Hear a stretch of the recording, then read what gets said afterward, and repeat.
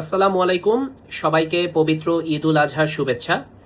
ঈদ উল আজহাতে আমরা কোরবানির পশু জবাই করি এবং পশুর এই যে জবাই, রক্ত, মাংস, পরিবেশ এবং এই যে আমরা অতিরিক্ত মাংস খাচ্ছি, এখান থেকে কিছু রোগবালাই আমাদের উপর আক্রমণ করতে পারে।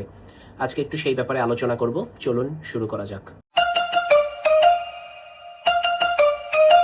প্রথমত কিছু জুনোটিক রোগ, অর্থাৎ হচ্ছে পশু থেকে যে ধরনের রোগগুলো মানুষের মধ্যে আসতে পারে সেই ধরনের রোগ কিছু আপনার হতে পারে। নাম্বার ওয়ান, যেমন হচ্ছে ধরেন অ্যানথ্রাক্স, ব্রুসেলোসিস কিংবা সালমোনেলা, লেপ্টোস্পাইরোসিস, এই ধরনের যে রোগগুলো আছে এগুলো কিন্তু আপনার মধ্যে সরাসরি পশু থেকে আসতে পারে।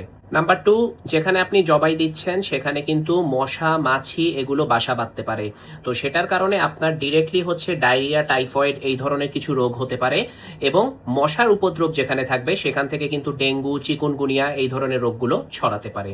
নাম্বার থ্রি, কোরবানির ঈদে দেখা যাচ্ছে যে আমরা অতিরিক্ত মাংস খাচ্ছি এবং অন্য আর কিছু খাচ্ছি না এবং দীর্ঘ সময় বাইরে থাকছি, ঘোরাফেরা করছি, সেখান থেকে কিন্তু আপনার ডায়রিয়া, গ্যাস্ট্রিকের সমস্যা, বমি কিংবা ফুড পয়জনিং এই ধরনের সমস্যাগুলো হতে পারে। নাম্বার ফোর, অ্যাগেইন ওই যে অতিরিক্ত মাংস খাওয়ার কারণে দেখা যাচ্ছে যে আপনার কোলেস্টেরল, ইউরিক অ্যাসিড এগুলো বেড়ে যেতে পারে।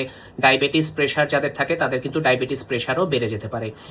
এই ধরনের স্পেসিফিক যাদের রোগবালাইগুলো আছে তাদের কিন্তু সতর্ক থাকা উচিত। নাম্বার ফাইভ, প্রতি বছর আমরা যে জিনিসটা দেখি যে কোরবানির গরু নিয়ে আসার সময় বা বিভিন্ন সময় দেখা যাচ্ছে জবাই করার সময়ও কিন্তু অনেকের অনেক ধরনের ইনজুরি হতে পারে।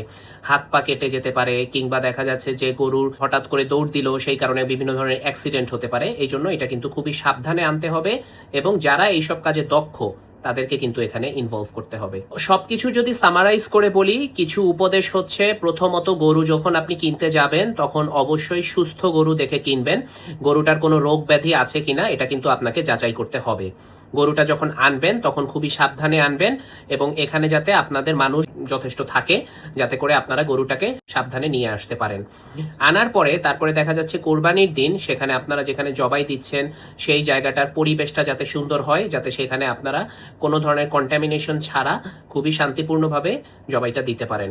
এবং তারপরে দেখা যাচ্ছে যে জায়গাটা কিন্তু ঠিকঠাক মতো পরিষ্কার করতে হবে, যেটার জন্য ব্লিচিং পাউডার আপনারা ব্যবহার করতে পারেন।